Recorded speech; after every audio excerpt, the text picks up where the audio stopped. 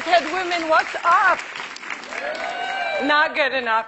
Hello, TED Women, what is up? My name is Maysoon Zayed, and I am not drunk, but the doctor who delivered me was. He cut my mom 6 different times in 6 different directions, suffocating poor little me in the process. As a result, I have cerebral palsy, which means I shake all the time. Look. It's exhausting. I'm like Shakira meets Muhammad Ali. CP is not genetic. It's not a birth defect. You can't catch it. No one put a curse on my mother's uterus, and I didn't get it because my parents are first cousins, which they are. It only happens from accidents, like what happened to me on my birthday.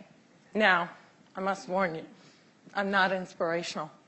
And I don't want anyone in this room to feel bad for me, because at some point in your life, you have dreamt of being disabled.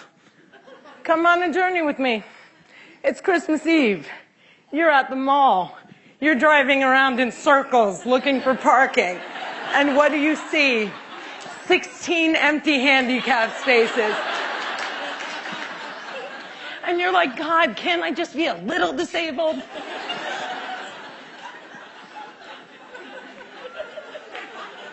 Also, I gotta tell you, I got 99 problems and palsy is just one.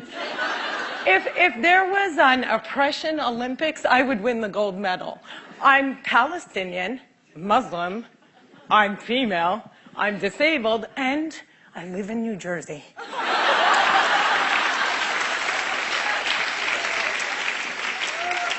If you don't feel better about yourself, maybe you should. Cliffside Park, New Jersey is my hometown. I have always loved the fact that my hood and my affliction share the same initials. I also love the fact that if I wanted to walk from my house to New York City, I could.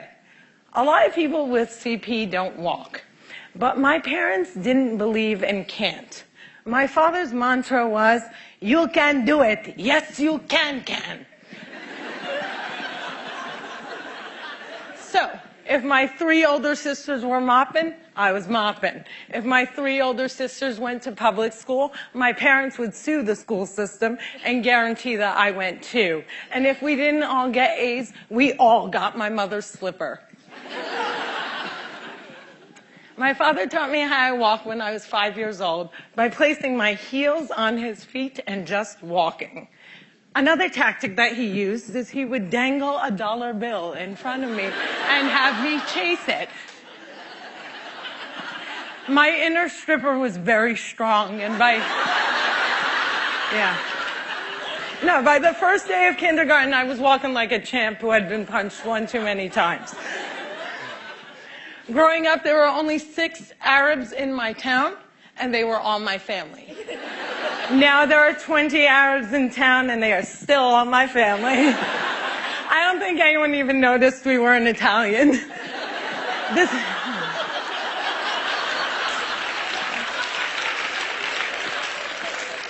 This was before 9/11 and before politicians thought it was appropriate to use "I hate Muslims" as a campaign slogan. The people that I grew up with had no problem with my faith. They did, however, seem very concerned that I would starve to death during Ramadan. I would explain to them that I have enough fat to live off of for 3 whole months, so fasting from sunrise to sunset is a piece of cake. I have tap danced on Broadway. Yeah, on Broadway. It's crazy. My parents couldn't afford physical therapy, so they sent me to dancing school. I learned how to dance in heels, which means I can walk in heels. And I'm from Jersey, and we are really concerned with being chic. So if my friends wore heels, so did I. And when my friends went and spent their summer vacations on the Jersey Shore, I did not. I spent my summers in a war zone because my parents were afraid that if we didn't go back to Palestine every single summer, we'd grow up to be Madonna.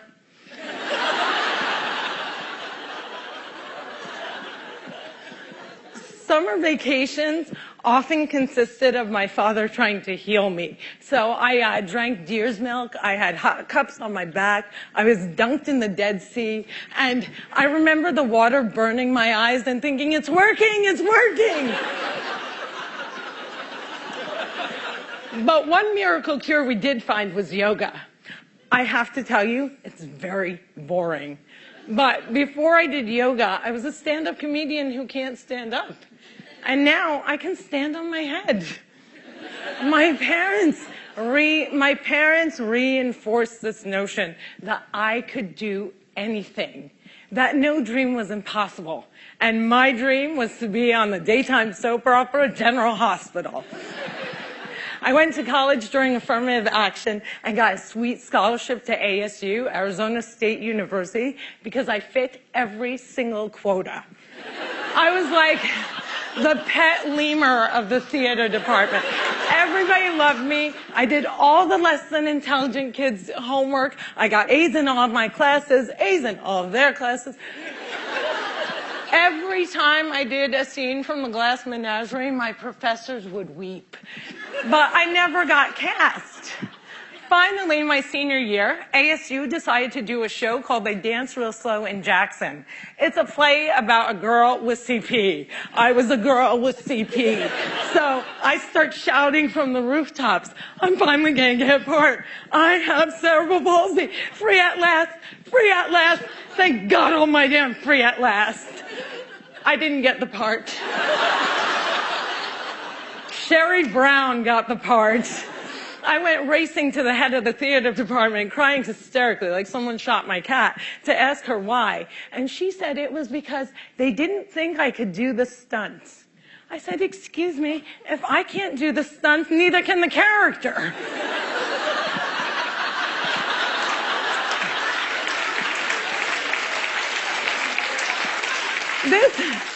This was a part that I was literally born to play, and they gave it to a non-palsy actress. College was imitating life. Hollywood has a sordid history of casting able-bodied actors to play disabled on screen. Upon graduating, I moved back home, and my first acting gig was as an extra on a daytime soap opera. My dream was coming true. And I knew that I would be promoted from diner to wacky best friend in no time.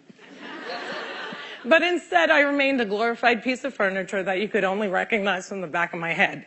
And it became clear to me that casting directors didn't hire fluffy ethnic disabled actors. They only hired perfect people. But there were exceptions to the rule. I grew up watching Whoopi Goldberg, Roseanne Barr, Ellen, and all these women had one thing in common.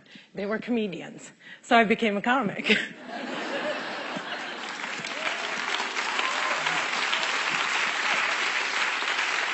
My first gig was driving famous comics from New York City to shows in New Jersey. And I'll never forget the face of the first comic I ever drove when he realized that he was speeding down the New Jersey Turnpike with a chick with CP driving him.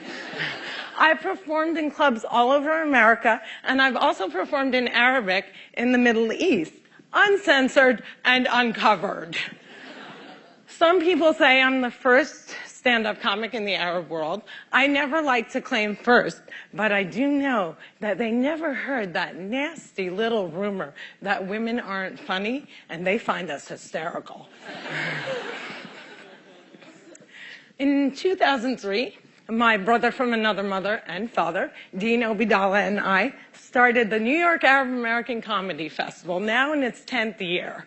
Our goal was to change the negative image of Arab Americans in media, while also reminding casting directors that South Asian and Arab are not synonymous.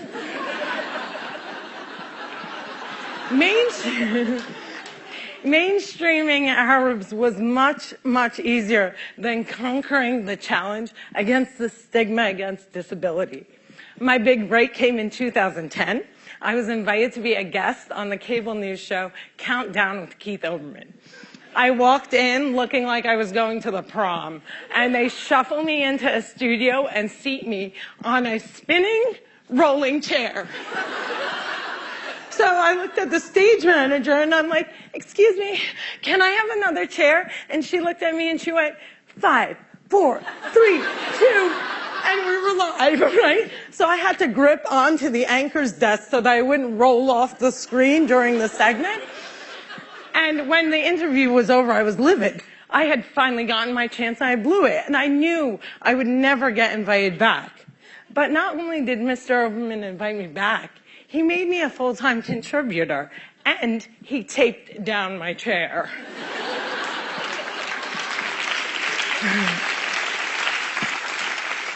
One fun fact I learned while on the air with Keith Oberman was that humans on the internet are scumbags. People say children are cruel, but I was never made fun of as a child or an adult.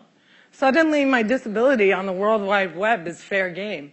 I would look at clips online and see comments like, yo, why is she tweaking?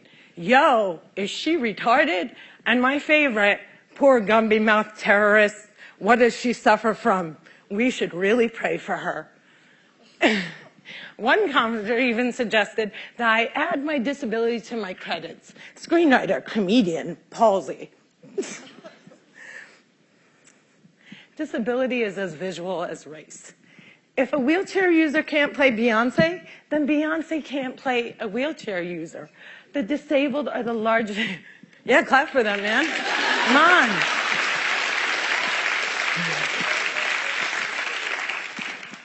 People with disabilities are the largest minority in the world, and we are the most underrepresented in entertainment.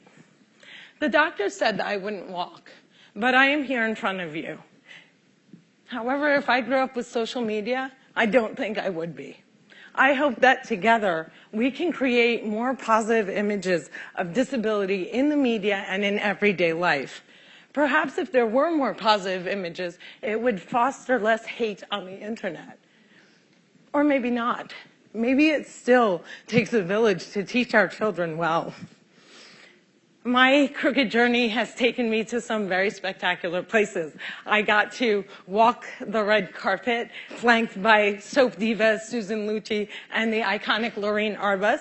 I got to act in a movie with Adam Sandler and work with my idol, the amazing Dave Matthews. I toured the world as a headliner on Arabs Gone Wild.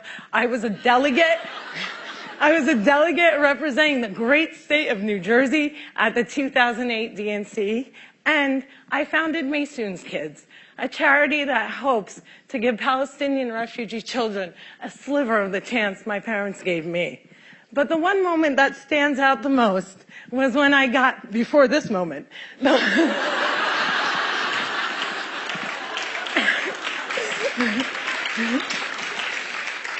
the one moment that stands out the most was when I got to perform for the man who flies like a butterfly and stings like a bee, has Parkinson's and shakes just like me, Muhammad Ali.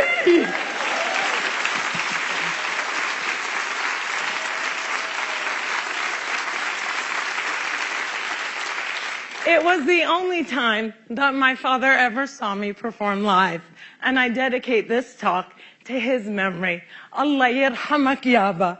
My name is Maysoon Zayed, and if I can, you can.